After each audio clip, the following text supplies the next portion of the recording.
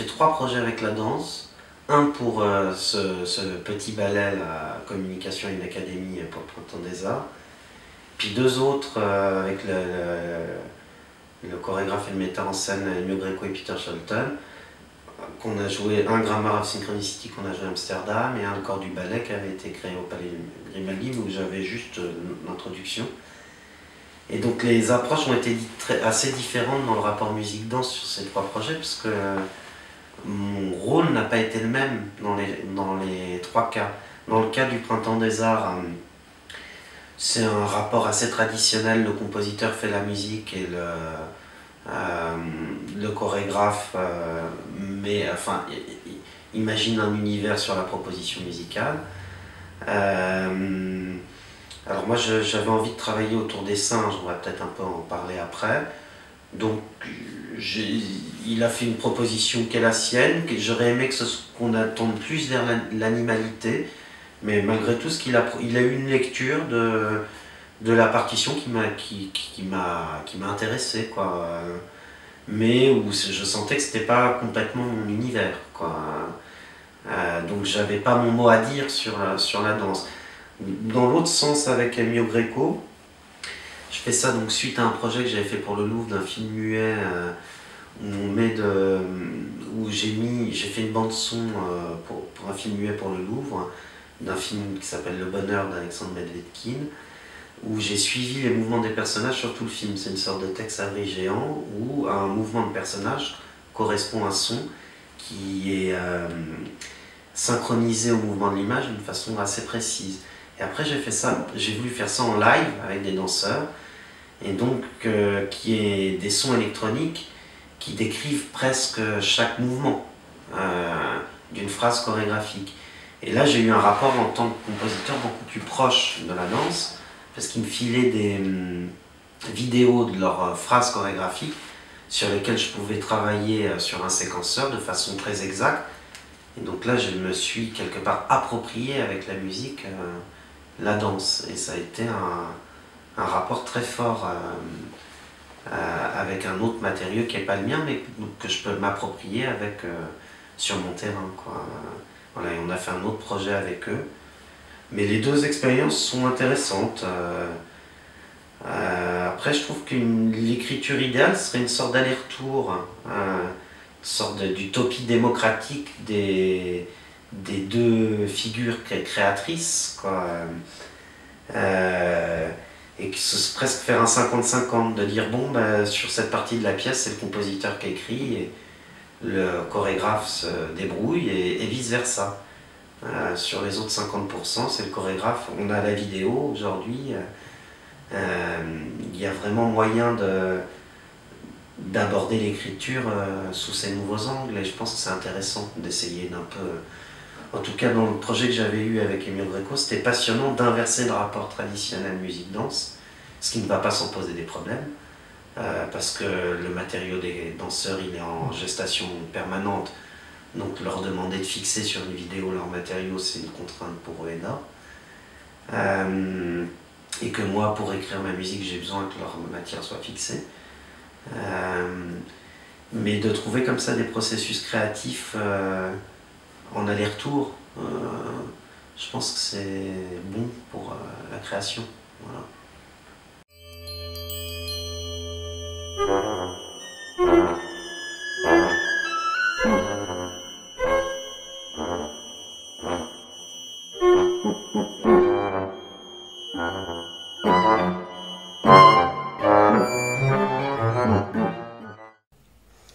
Donc communication et une académie, donc c'est une commande du Printemps des Arts. Pour petit ensemble, j'ai eu envie de travailler autour du texte de Kafka, Communication et une académie, et qu'un texte que j'avais découvert dans le film Nick's Movie de Wim Wenders, où on voit Nicolas Ray en phase terminale de cancer, et qui, une semaine avant de mourir, met en scène ce texte. Et ce texte particulièrement absurde dans ce contexte un peu morbide m'avait vraiment marqué. Et le texte, c'est l'histoire de la métamorphose à l'envers,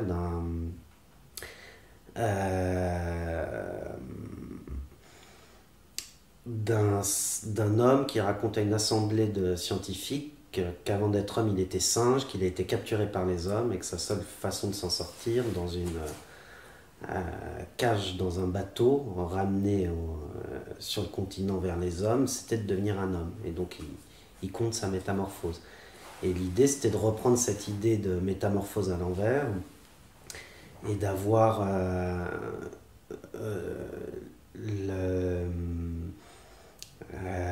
toute une partie qui serait dans la forêt vierge et une partie qui serait dans le monde des hommes. La partie dans le monde des hommes étant symbolisée par la musique, par la civilisation, et la partie dans la forêt vierge, des sons enregistrés qui sont imités par l'orchestre, qui sont des sons de singes, des sons d'insectes.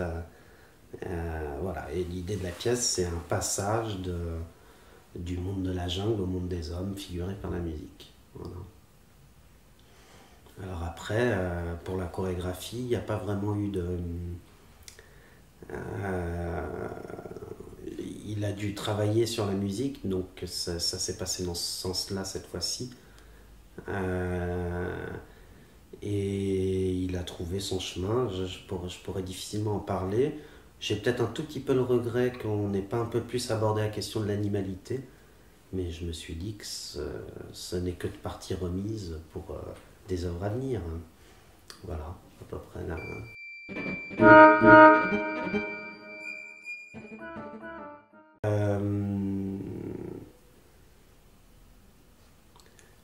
Je trouve ça assez intéressant dans la musique écrite qui a quelque chose de l'ordre du religieux,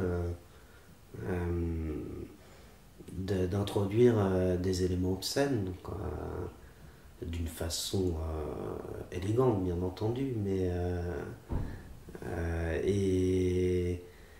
et les cris de singe ramènent à des choses assez primitives, quoi. Enfin, quand on s'identifie en tant qu'homme au comportement du singe. Donc essayer de reproduire leur cri musicalement, une idée qui m'intéresse, quoi.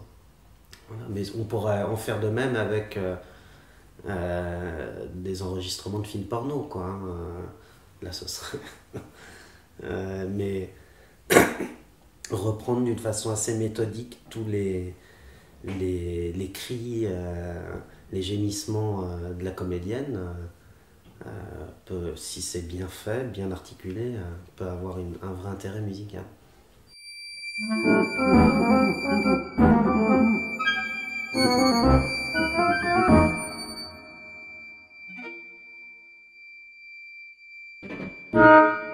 Justement, là, c'est cette part qui n'a pas été exprimée à mon goût dans la chorégraphie, mais il a amené d'autres choses qui sont peut-être des choses plus classiques, mais que j'ai trouvé qui captaient quelque chose de la structure musicale.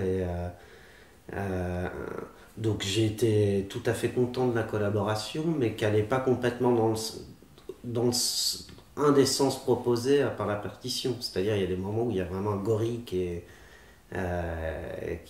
s'exprime, puis il y a un trombone soliste qui fait aussi la jonction entre la voix parlée et la voix du gorille, puisqu'il imite les deux dans la pièce.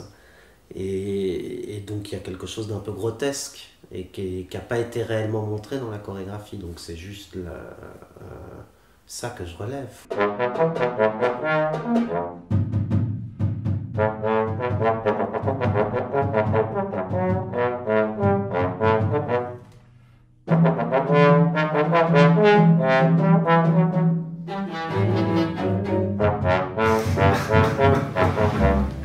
Vaste question.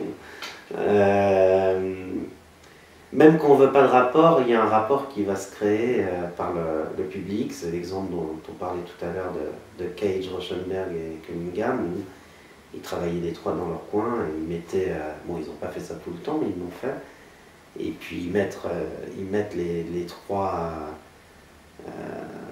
espaces cognitifs, enfin les trois disciplines différentes, tout d'un coup ils les mettent ensemble, et il y a plein de relations qui se créent, qui sont on pourrait rapprocher du hasard, mais c'est pas vraiment du hasard, mais après c'est c'est le public, c'est la personne qui reçoit l'œuvre qui synchronise les différents signes émis. Donc, qu'on le veuille ou non, il y a des rapports. Après, est-ce qu'on a envie de penser ces rapports? On pourrait dire pourquoi faire simple quand on peut faire compliqué, si de toute façon il y a des rapports et qu'on peut bosser chacun de nous. Mais parce que moi ça m'amuse d'essayer d'imaginer des rapports en fait. Et j'ai une sorte d'urgence un peu maladive, très obsessionnelle même, de vouloir imposer des rapports. C'est même peut-être un peu agressif, ma quête.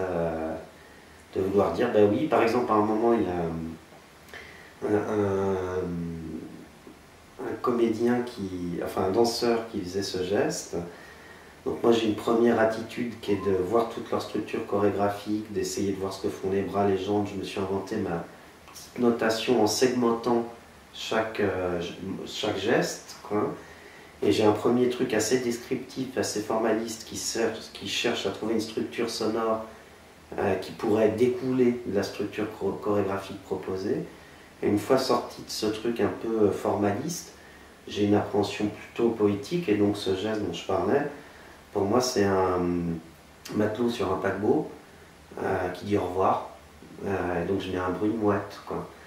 Et donc il va y avoir une sorte d'aller-retour entre un travail un peu formalisant qui cherche à comprendre, un peu scolaire, et puis un truc où tout d'un coup on met ça de côté et on pense au résultat et plus à la nature du signe émis, quoi. Et donc là le rapport, donc les rapports, il y a des rapports de génération de forme, de structure, et des rapports plus métaphoriques. Quelle est la nature du son? C'est un son mouette. Quelle est la nature du geste? Est-ce que ça fait sens? Pour moi ça fait sens. En l'occurrence je trouve ça plutôt drôle. Et ça marchait très bien avec le public. Voilà.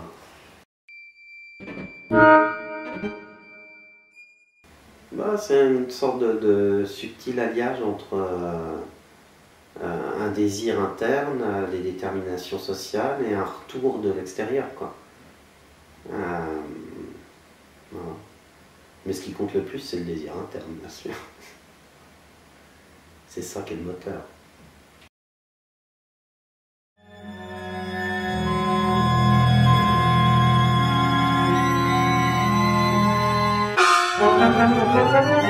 Thank you.